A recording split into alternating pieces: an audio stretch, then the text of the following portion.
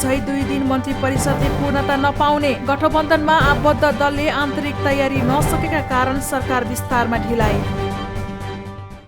अझै 2 दिनसम्म मन्त्री परिषदले पूर्णता नपाउने भएको छ। सत्ता गठबन्धनका दलहरूले आन्तरिक तयारी नसकेका कारण मन्त्री परिषदले पूर्णता पाउन अझै केही दिन लाग्ने भएको हो। राजनीतिक दल सम्बन्धी अध्यादेश खारेज भए पनि दलहरूले सरकारमा जाने मन्त्रीहरूको टुङ्गो लगाउन नसक्दा मन्त्री परिषद गठनमा ढिलाइ हुने देखिएको छ। पार्टीहरूले सरकारमा सहभागी हुने मन्त्रीको नाम टुङ्गो लाग्न 2-3 दिन लाग्ने देखिएको हो। कांग्रेसको आन्तरिक विवाद कायमै छ। उसको विवाद टुङ्गो लागेपछि मात्र अरू पार्टीको मन्त्रीको टुङ्गो लाग्ने जसपाको भनाइ छ। कांग्रेस सभापति शेरबहादुर देउवा नेतृत्वमा सरकार गठन भएको 2.5 महिना पुग्न लाग्दा पनि सरकारले पूर्णता पाउन सकेको छैन। जसपाले दल विभाजनमा सहज हुने गरी सरकारले ल्याएको राजनैतिक दल सम्बन्धी अध्यादेश खारेज नभएसम्म सरकारमा जाने मन्त्रीको टुङ्गो नलगाउने अडान राखेको थियो।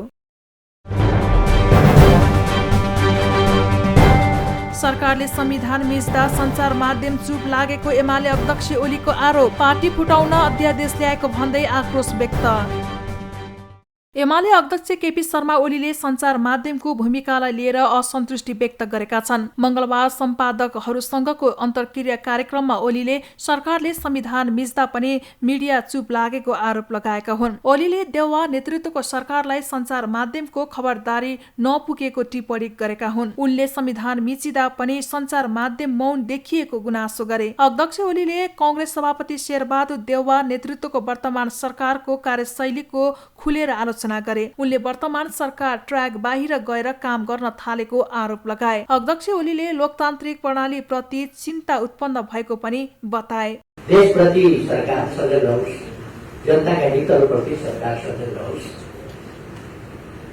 ती अमूल्य सुझावहरू दिए। ती खबरदारीले हामीलाई गल्ती नगर्न प्रेरित गर्यो।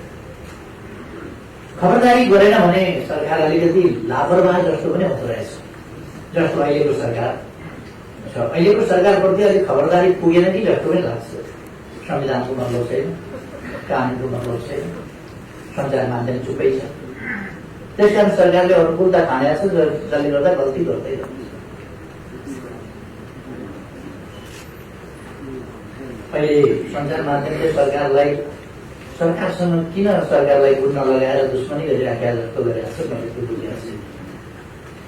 संविधान मिचिदा पनि चुपै लागेको जस्तो। सरकारले गल्ती नगरोस् भन्नका लागि खबरदारी आवश्यक रहेको उनको भनाइ थियो। कार्यक्रममा पूर्व प्रधानमन्त्री ओलीले रातारात संसद रोकेर बिहान अध्यादेश ल्याउनु आपत्तिजनक रहेको दोहोऱ्याए। अध्यक्ष ओलीले आफ्नो पार्टी फुटाउने मनसायले नै सरकारले अध्यादेश ल्याएको भन्दै आपत्ति जनाएका हुन्। अध्यक्ष ओलीले वर्तमान सरकार 2 महिनासम्म पूरा नहुने जोरजामको सरकार भएको बताए। उनले अहिलेको जनताको सरकार नभएको परमादेशको सरकार भएको समेत दोहोऱ्याए। आफू प्रधानमन्त्री हुँदा निर्वाचन घोषणा गरेको विषय उठाउँदै ओलीले प्रतिगमन शब्दको दुरुपयोग भएको उल्लेख गरे।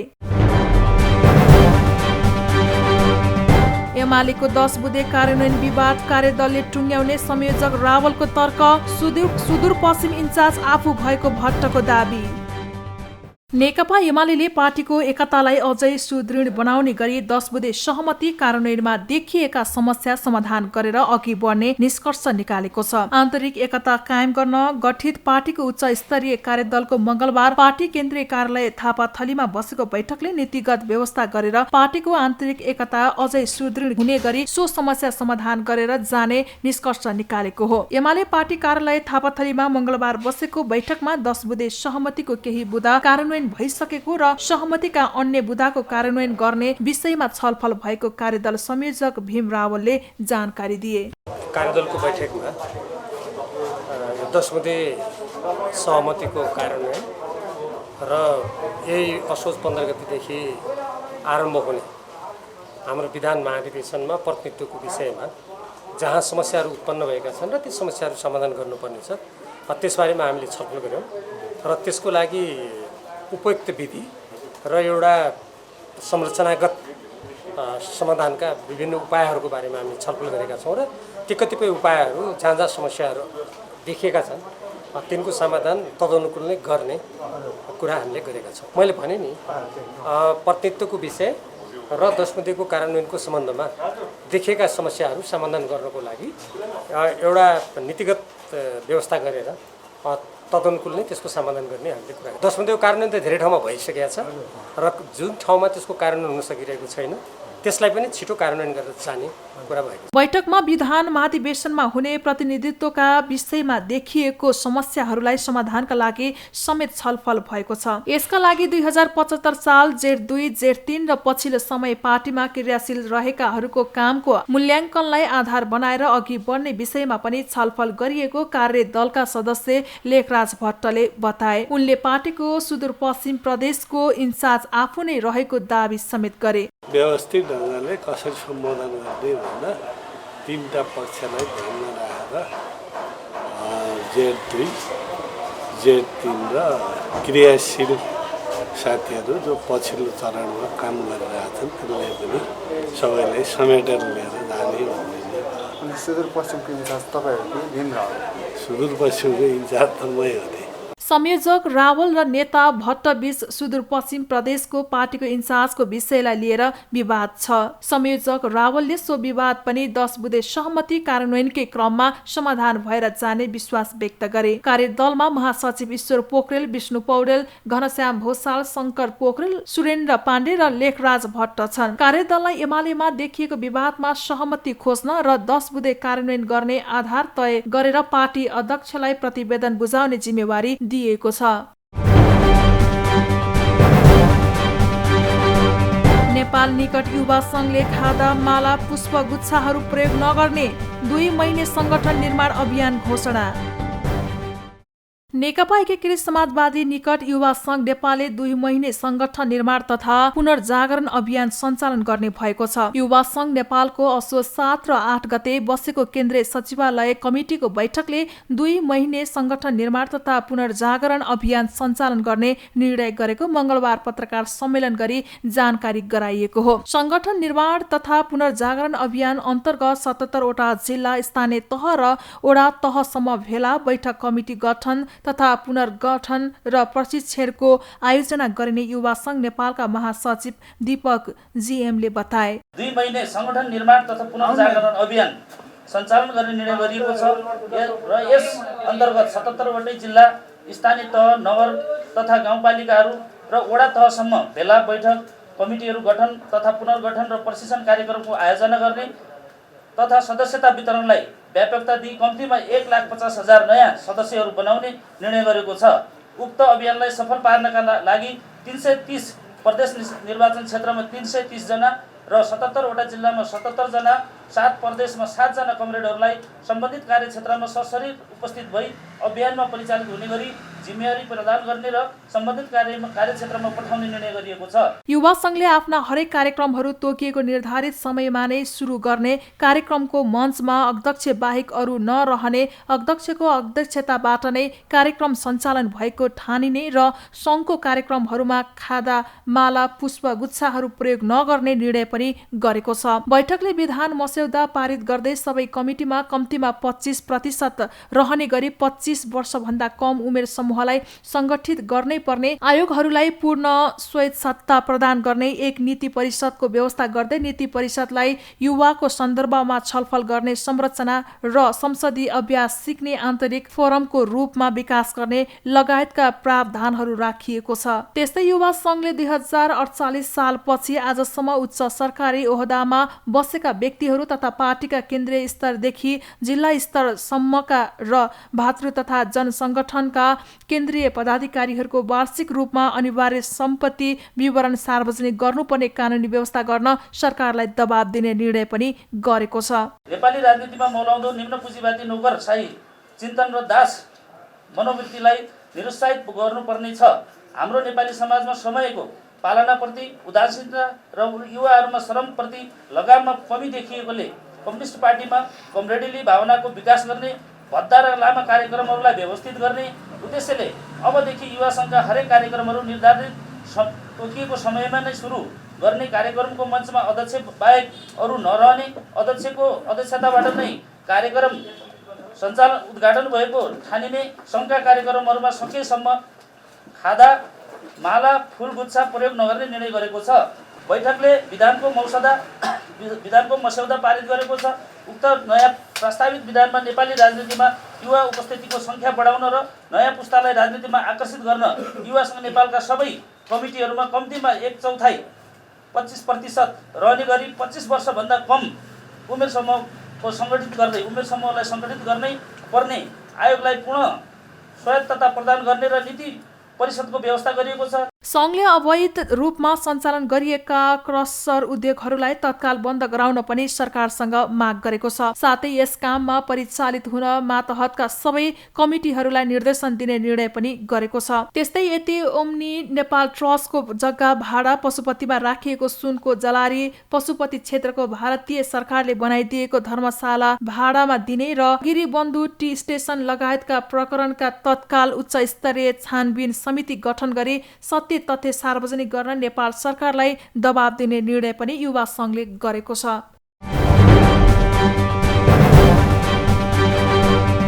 निःशुल्क खोप उपलब्ध भए पनि नेपालमा रेबिजबाट मृत्यु हुनेको क्रम रोकिएन। रेबिज संक्रमण शून्यमा झार्ने सरकारको योजना।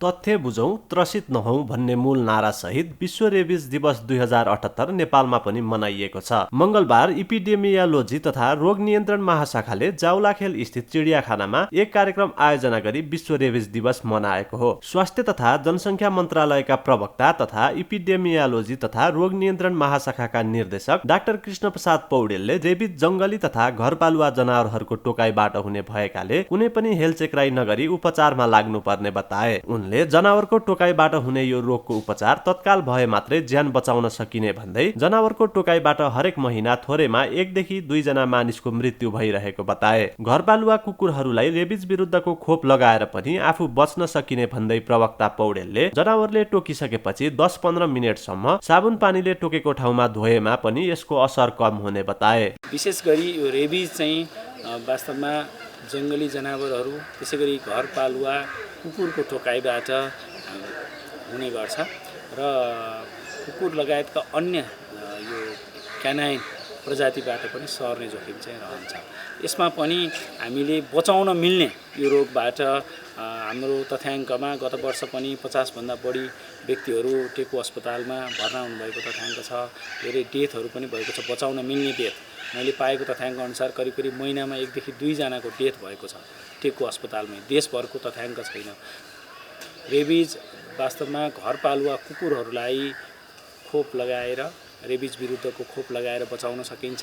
त्यसैगरी रेबिज चाहिँ बाट बच्ने भनेको कुकुरको टोकाइपछि बनेको घाउलाई साबुन पानीले 10-15 मिनेट राम्ररी धोएर त्यसपछि बेलैमा चाहिँ रेबिज विरुद्धको जुन पोस्ट एक्सपोजर प्रोफाइलेक्सिस भन्छ त्यसपछि लगाउने खोप लगाएर बचाउन सकिन्छ। त्यस्तै शुक्रराज ट्रपिकल तथा सरुवा रोग अस्पताल टेकुका निर्देशक डाक्टर अनुप बास्तोलाले वर्षेनी 2 दर्जन जति रेबिजको लक्षण भएका बिरामीहरू टेकु अस्पतालमा आउने गरेको बताए। उनले देशभरमा रेबिजबाट मृत्यु हुनेहरूको वार्षिक तथ्याङ्क राख्न आवश्यक रहेको बताउँदै यसका लागि पहल गरिरहेको बताए। कुकुरबाट मानिसमा हुने रेबिजलाई 2030 सम्म शून्यमा ल्याउने सरकारको योजना रहेको बताउँदै निर्देशक बास्तोलाले यसका लागि सबै स्थानमा आम नागरिकले सर्वसुलभ तरिकाले खोप पाउने व्यवस्था गर्नुपर्ने, कुकुरलाई रेबिज हुन नदिन त्यस विरुद्धको खोप लगाउने र कुकुरको जनसङ्ख्यामा कमी गरे 2030 सम्ममा कुकुरबाट हुने रेबिज शून्यमा ल्याउन सकिने बताए। उनले रेबिजबाट मृत्यु हुनेहरूको तथ्याङ्क मानिसको मात्रै नभई जनावरहरूको पनि यकिन तथ्याङ्क राख्न सरकारले काम गरिरहेको बताए। नेपालमा रेबिज रोग संक्रमण रेबिजको जुन हाम्रो मिलेनियम डेभलपमेन्ट गोलको एउटा टार्गेट छ जसमा चाहिँ हामीले जनावरबाट हुने रेबिजलाई के अरे कुकुरबाट मानिसमा हुने रेबिजलाई शून्य बनाउने भन्ने कुरा छ 2030 सम्ममा। त्यसलाई पुरा गर्नका लागि मुख्य 3टा कामहरू गर्नुपर्ने छ। एउटा काम चाहिँ जुन अहिले हामीले रेगुलर रूपमा गरिरहेको काम छ त्यो भनेको चाहिँ कुनै पनि जनावरको टोकाइ भइसकेपछि लगाउने खोप छ। त्यो खोपलाई चाहिँ आम सर्वसाधारणलाई सर्वसुलभ हिसाबमा पुर्याउने त्यसको व्यवस्थापन अहिले भइरहेको अवस्था छ। अरू 2टा मुख्य पिलरहरू जसमा एकदमै हामीले ओन हेल्थमा भनेर जसरी हाम्रो एनिमल डिपार्टमेन्ट अथवा अन्य डिपार्टमेन्टहरू इन्भाइरोमेन्टको डिपार्टमेन्टहरू चाहिँ मिलेर गर्नुपर्ने काम के छ भन्दाखेरि चाहिँ जति पनि कुकुरहरू, किन भन्दाखेरि जति पनि रेबिजका बिरामीहरू हुने मुख्य कारण भनेको चाहिँ कुकुरको टोकाइबाट हो। विश्वव्यापी रूपमै हेर्दाखेरि चाहिँ मुख्य कारक तत्त्व भनेको कुकुरको टोकाइबाट हो। त्यही भएर कुकुरलाई रेबिज नहोस् भनेर कुकुरलाई रेबिज विरुद्धको खोप लगाउने अर्को एउटा काम पिल्लर एउटा चाहिँ रेबिज रोकथामको अथवा रेबिजबाट मानिसलाई बचाउनको लागि अथवा कुकुरलाई बचाउनको लागि गरिनुपर्ने काम। निर्देशक बाँस्तोलाले विकसित देशहरूमा पनि अहिलेसम्म रेबिज भइसकेका व्यक्तिहरूमा औँलामा गन्न सकिनेलाई मात्र बचाउन सकिएको बताए। नेपालमा भने हावादेखि डर लाग्ने र पानी खानदेखि डराउने जस्ता लक्षण देखिसकिएका मानिसहरूलाई बचाउन नसकिने भएकाले समयमै जनावरको टोकाइपछि रेबिज विरुद्धको खोप लगाउनु पर्ने उनले बताए।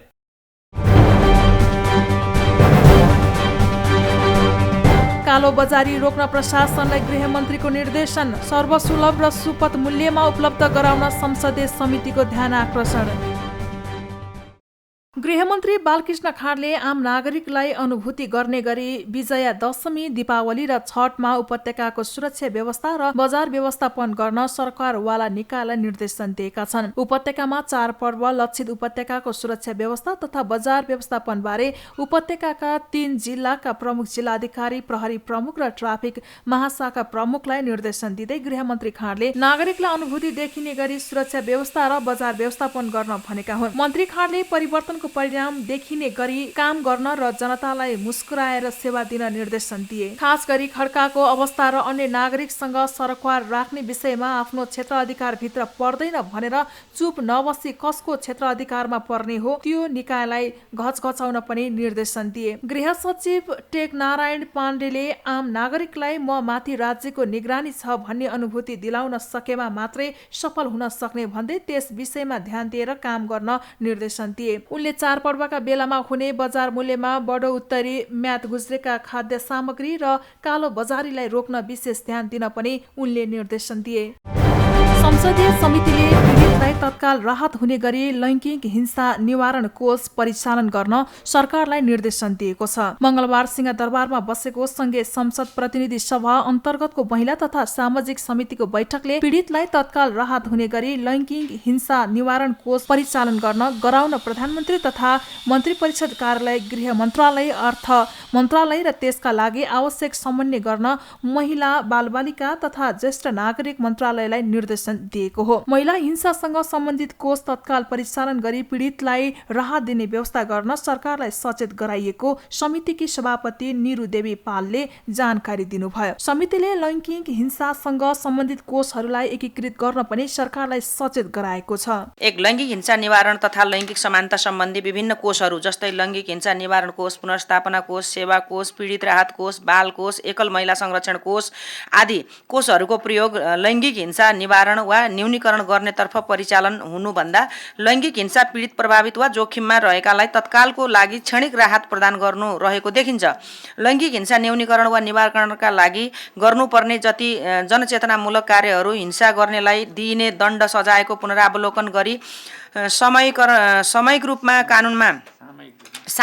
कानुनमा सुधार गर्ने, सूचना प्रविधिको प्रयोगको सन्दर्भमा हुने हिंसालाई समेत कसरी समेटी वास्तवमै समग्रतामा लैङ्गिक हिंसा निवारण वा न्यूनीकरण गर्ने भन्ने सन्दर्भमा यस्ता कोषहरूको उपयोग भएको देखिँदैन। समितिले लैङ्गिक हिंसा निवारणका उपायहरू पहिचान गरी तत्काल कार्यान्वयनमा ल्याउन पनि महिला, बालबालिका तथा ज्येष्ठ नागरिक मन्त्रालयलाई निर्देशन गरेको छ। समितिकी सभापति पालले लैङ्गिक हिंसाका स्रोतहरूको विस्तृत अध्ययन गरी त्यसका निवारणको उपायहरूको पहिचान गरेर कार्यान्वयनमा ल्याउन पनि सरकारलाई पूर्ण सचेत गराइएको बताइन्। बैठकमा समितिका सदस्यहरूले महिला हिंसा निवारण कोषलाई उचित परिचालन गर्ने गरी जिल्ला तहमा पनि महिला विकास कार्यालयको व्यवस्था गर्न ढिलाइ नगर्न सरकारलाई सचेत गराएका थिए। कानुनको अभाव भन्ने उहाँहरूले जे भन्नुभएको छ त्यो हो भने सबभन्दा पहिला त कानुन बनाउनु पर्यो हामीले, होइन?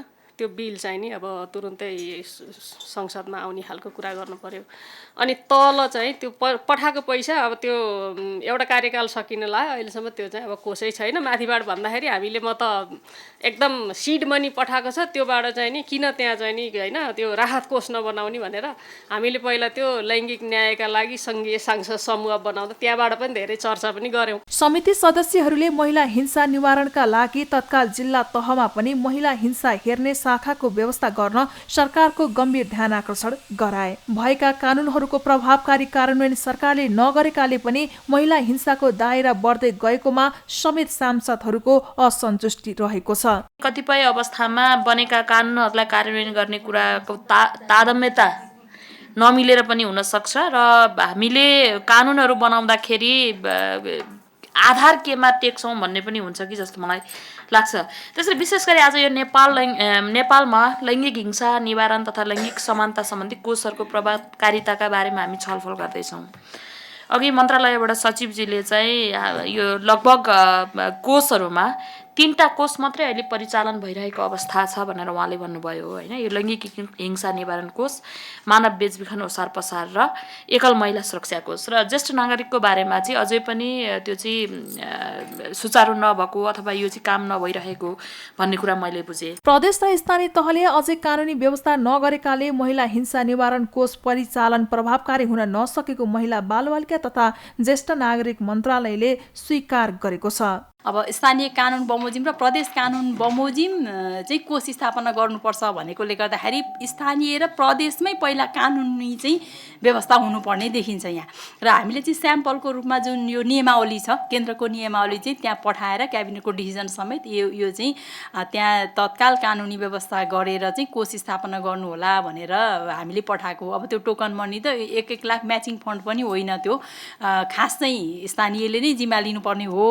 तर हामीले चाहिँ पहिलोचोटि भएकोले एउटा टोकन मनी पठाएका हौँ। र अब यो केन्द्रमा भएको कोष अहिले चाहिँ कसरी गइरहेछ भने त्यो स्थानीयमा कोष स्थापना गर्ने अनि तत्काल राहत समिति भनेर स्थापना गर्ने र उहाँहरूको माग अनुसार हामीले पठाउने पनि छ व्यवस्था। प्रदेश र स्थानीय तहलाई महिला हिंसा निवारण कोषको आवश्यक व्यवस्था मिलाउने गरी कानुनी प्रबन्ध गर्न सङ्घीय सरकारले पटक पटक पत्राचार गरेको मन्त्रालयले जनाएको छ। हिंसा पीडित महिलाहरूका लागि आवश्यक राहतको व्यवस्था हुने गरी कार्यविधि निर्माण गर्ने कामलाई अघि बढाइएको पनि समितिलाई मन्त्रालयले अवगत गराएको छ। प्रतिनिधि सभा अन्तर्गतको उद्योग तथा वाणिज्य र श्रम तथा उपभोक्ता हित समितिले चाडपर्वको बेलामा दैनिक खाद्यान्न र उपभोग्य सामग्री उपभोक्ताहरूलाई सर्वसुलभ र सुपथ मूल्यमा उपलब्ध गराउन सरकारलाई निर्देशन दिएको छ। मंगलबार सिंहदरबारमा बसेको समितिको बैठकले चाडपर्वको बेलामा दैनिक खाद्यान्न र उपभोग्य सामग्री उपभोक्ताहरूलाई सर्वसुलभ र सुपथ मूल्यमा उपलब्ध गराउन उद्योग वाणिज्य तथा आपूर्ति मन्त्रालयलाई निर्देशन दिएको हो। समितिको निर्णय सुनाउँदै समितिका सभापति विमल प्रसाद श्रीवास्तवले चाडबाडको बेला कुनै पनि सामग्रीहरू अभाव हुन नदिन उद्योग मन्त्रालयलाई निर्देशन दिए।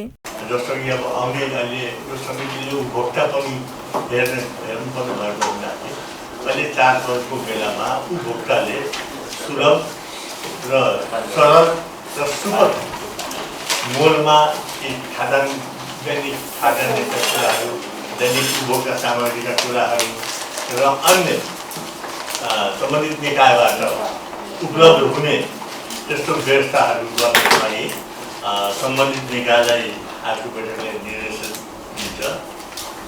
अर्को कुरा कुनै चिजको अभाव नहोस्, त्यो अभाव भएको अवस्थामा सरकारले के कस्तो तुरन्त कदम चाल्नु पर्ने हो त्यसको लागि पनि सम्बन्धित निकायलाई यो समितिले निर्देशन दिन्छ। समितिले काठमाडौँ, भक्तपुर र ललितपुर 3 जिल्लाका सिडिओहरूले अनुगमन गर्ने भन्ने कुरा भइरहेकोले यस्तो अनुगमन अन्य जिल्लाहरूमा पनि लागू गर्न मन्त्रालयलाई निर्देशन दिएको छ। समितिले अहिले बजारमा खाने पानीको अभाव भइरहेको पाइएकोले यस्ता अभावका सामग्रीहरू परिपूर्ति गर्न र सुदूरपश्चिममा देखिएका विभिन्न समस्याहरूको समाधान गर्न पनि मन्त्रालयलाई समितिले निर्देशन दिएको छ। साल ट्रेनिङलाई चिनी लगायतका खाद्य सामग्रीहरूको पसल अन्य स्थानमा राख्न पनि समितिले भनेको छ। चाडबाडको बेलामा आवश्यक खाद्यान्नहरूको तत्काल आपूर्ति गर्न पनि समितिले निर्देशन दिएको छ।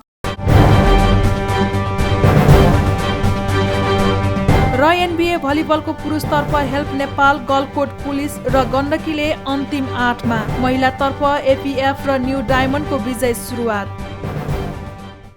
साबिक विजेता हेल्प नेपाल स्पोर्ट क्लबले 6औं संस्करणको एनभीए महिला तथा पुरुष क्लब भलिबल च्याम्पियनशिप अन्तर्गत पुरुषतर्फ लगातार दोस्रो जित निकालेको छ। त्रिपुरेश्वर स्थित राखेप कवर हलमा मंगलबार प्रदेश 2 लाई 3-0 को सोझो सेटमा पराजित गर्दै हेल्पले लगातार दोस्रो जित निकालेको हो। भारतीय खेलाडी सहित कोट उत्रिएको हेल्पले प्रदेश 2 माथि 25-21, 25-17 र 25-16 को सेटमा जित निकाल्यो। यस जितसँगै हेल्प नेपालले क्वार्टर फाइनलमा स्थान पक्का गरेको छ। यस समूहबाट गलकोट स्पोर्ट क्लब समेत क्वार्टर फाइनलमा पुगेको छ। गण्डकी प्रदेशले मणि मुकुन्द भलिबल क्लबलाई 3-2 को सेटमा पराजित गरेको छ। यस जितसँगै समूह बी को गण्डकीले 2 खेलमा 5 अङ्क जोडेर क्वार्टर फाइनलमा पुगेको छ। पहिलो खेलमा गण्डकीले दावाली मिलन क्लबलाई हराएको थियो। विभागीय टोली एपीएफ र न्यू डायमन्ड स्पोर्ट क्लबले राजधानीमा जारी 6औं संस्करणको एनभीए महिला तथा पुरुष क्लब भलिबल च्याम्पियनशिप अन्तर्गत महिलातर्फको खेलमा आज जित निकालेका छन्। त्रिपुरेश्वर स्थित दशरथ रङ्गशालामा भएको खेलमा एपीएफले ढोरपाटन स्पोर्ट क्लबमाथि 3-0 को सोझो सेटमा जित निकाल्दा न्यू डायमन्डले एभरेस्ट भलिबल ट्रेनिङ क्लबलाई पनि 3-0 को सोझो सेटमा पराजित गरेको हो। न्यू डायमन्ड सामु निकै निरीह बनेको एभरेस्टले पहिलो सेट 25-6, दोस्रो सेट 25-5 र तेस्रो सेट 25-13 ले गुमाएको थियो। यो जितसँगै न्यू डायमन्डले जारी प्रतियोगितामा विजयी सुरुवात गरेको हो। प्रतियोगिता अन्तर्गत मंगलबारकै अर्को खेलमा विभागीय टोली एपीएफले ढोरपाटन स्पोर्ट्स क्लबमाथि पनि सहज जित निकालेको हो। राष्ट्रिय टिमका खेलाडीले भरिएको एपीएफले ढोरपाटनमाथि 25-11, 25-7 र 25-6 को जित निकालेको हो। यससँगै एपीएफले पनि जारी प्रतियोगितामा विजय सुरुवात गरेको हो। प्रतियोगितामा भोलि महिलातर्फ ढोरपाटन स्पोर्ट क्लब र नेपाल पुलिस तथा दोस्रो खेल एभरेस्ट भलिबल ट्रेनिङ क्लब र त्रिभुवन आर्मी क्लब बीच खेल हुनेछ।